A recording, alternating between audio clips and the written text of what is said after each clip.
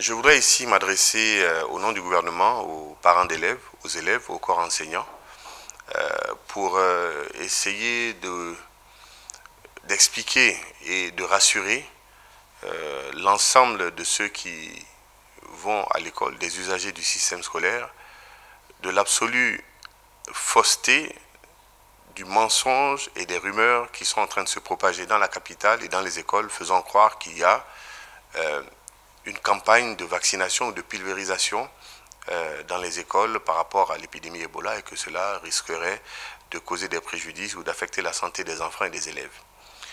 Vous avez suivi mes collègues de l'enseignement faisant partie de l'ensemble de la lutte contre Ebola. Vous avez également entendu l'inspectrice générale, vous allez l'entendre. Tout ceci interviennent pour pouvoir rassurer les uns et les autres que ce qui est en train d'être véhiculé et qui crée la panique dans les établissements est totalement faux. Et il est important que chacun d'entre nous en prenne conscience. Bizarrement, depuis que la coordination nationale a annoncé le plan Ebola 0 en 60 jours, nous assistons à des réticences, à des résistances un peu partout, et notamment à Conakry, ce qui est tout à fait anormal. Nous avons jusqu'à présent su préserver de la sérénité dans notre lutte contre Ebola.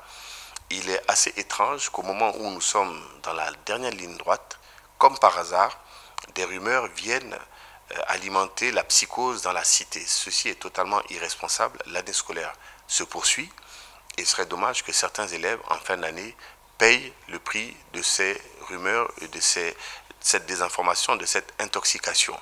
Il n'a jamais été question d'aller pulvériser en masse dans les écoles ou dans les marchés.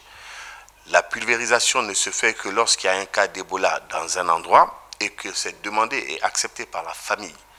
La pulvérisation en elle-même ne comporte aucun risque, mais qu'à cela ne tienne, il n'a jamais été prévu de faire une pulvérisation dans les écoles et faire une campagne de vaccination.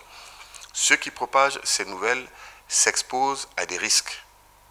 La justice est là et nous avons l'intention d'aller jusqu'au bout de toutes les procédures qui nous permettent de lutter contre ce type de désinformation. Vous avez la mise en danger de la vie d'autrui, vous avez les textes relatifs à la propagation de fausses rumeurs.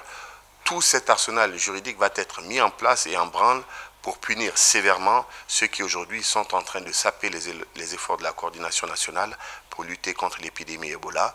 Nous appelons les parents d'élèves à plus de discernement, à de responsabilité. Il n'a jamais été question pour le gouvernement, cela serait suicidaire pour nous-mêmes, de contaminer les enfants dans les écoles. C'est totalement infondé, c'est irresponsable et c'est même quelque chose de totalement destructeur pour l'avenir de nos enfants.